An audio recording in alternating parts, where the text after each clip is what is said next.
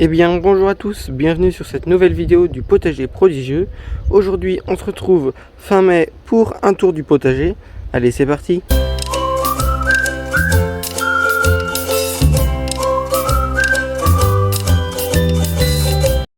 Donc on commence sans plus tarder avec nos oignons. Donc, comme vous pouvez le voir, depuis leur plantation au mois de février, si je me trompe pas, on arrive à de beaux résultats. Donc pour le moment j'ai pas eu de maladie ou même d'insectes qui pourraient venir les déranger. Donc si vous vous rappelez, en début d'année j'avais fait un tipi avec du voile P17 dessus qui permettait un minimum de protéger la culture. Donc de ce côté-ci vous aviez des salades. Donc on avait planté les pieds de tomates en extérieur qui sont déjà super bien repartis, comme vous pouvez le voir. Ils commencent à bien s'endurcir et à faire leurs premières fleurs. Et donc les laitues ont été mangées petit à petit.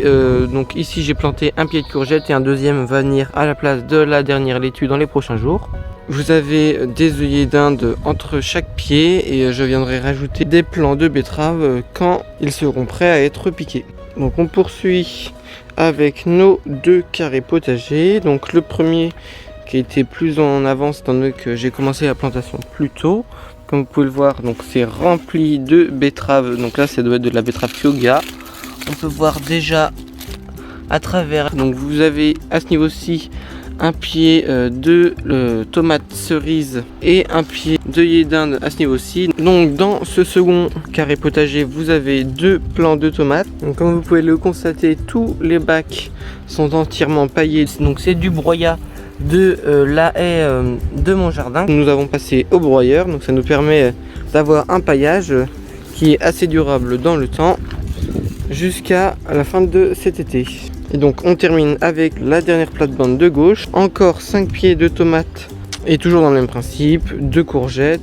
Donc au niveau de la serre, l'année dernière, donc j'avais mis en place un voile d'ombrage que je trouvais dans la plupart pas mal.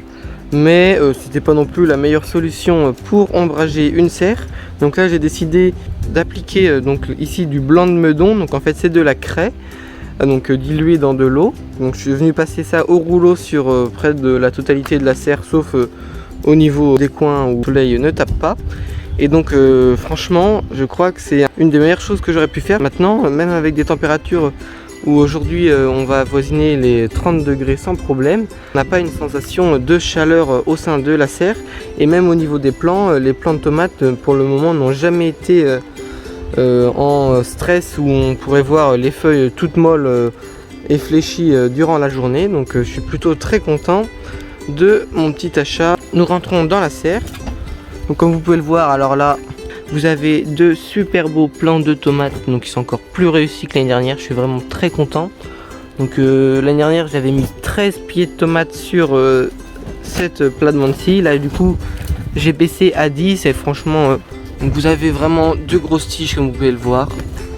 Ici des beaux bouquets de fleurs qui arrivent.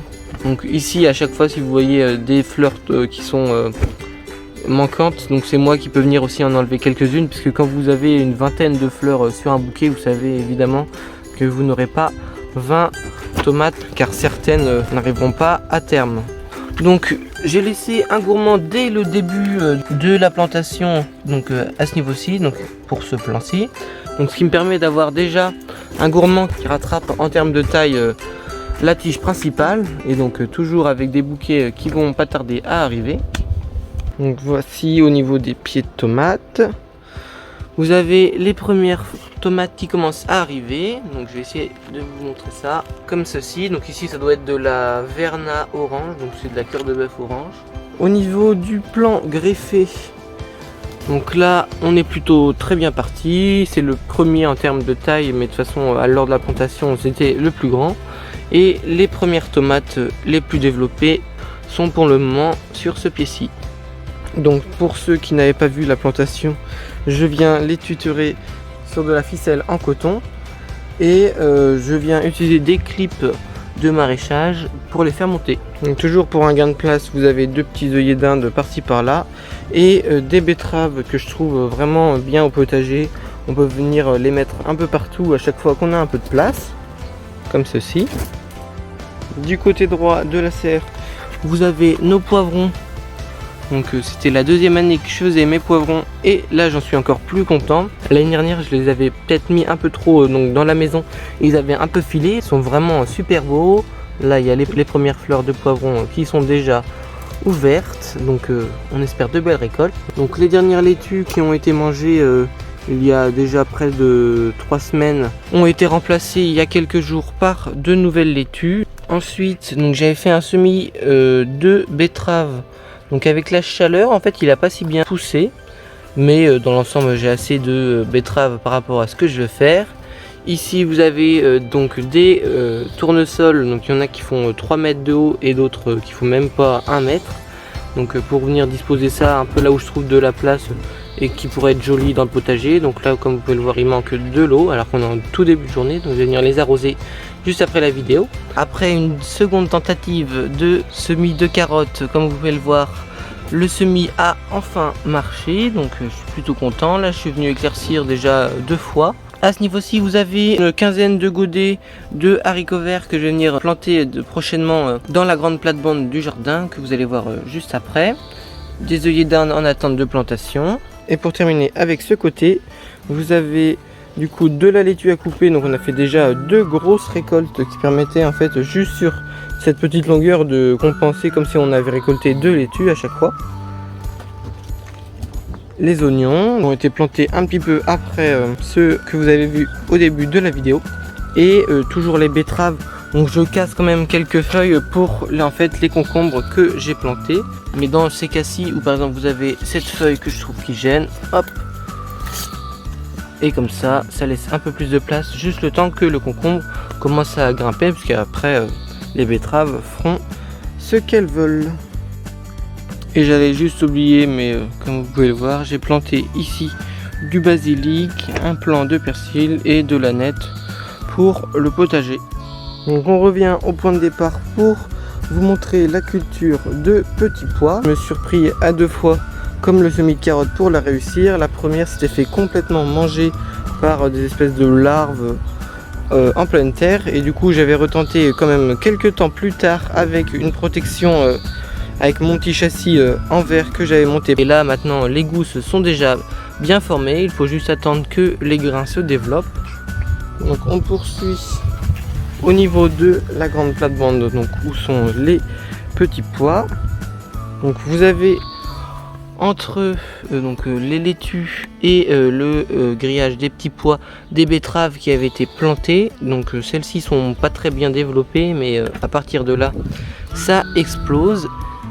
Et donc comme je viens juste de le dire, vous avez à ce niveau-ci toute une ligne de laitues qui sont déjà prêtes à être mangées.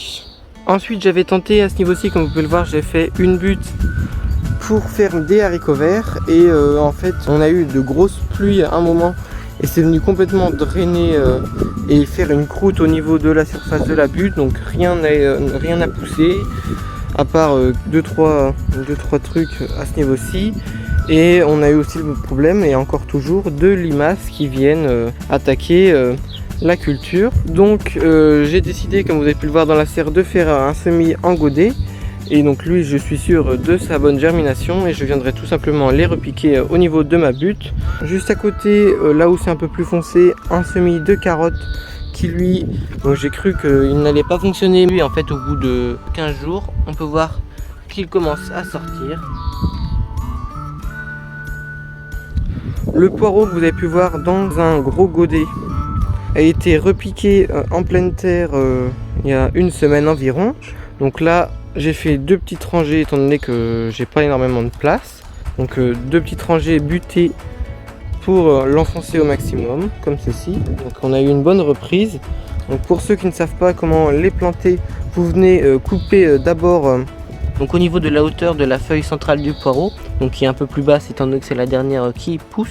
Et ensuite vous venez couper les racines, vous laissez en gros 2-3 cm de racines, et ensuite vous venez les planter et arroser. Et au niveau culture au potager, on termine avec nos haricots aram.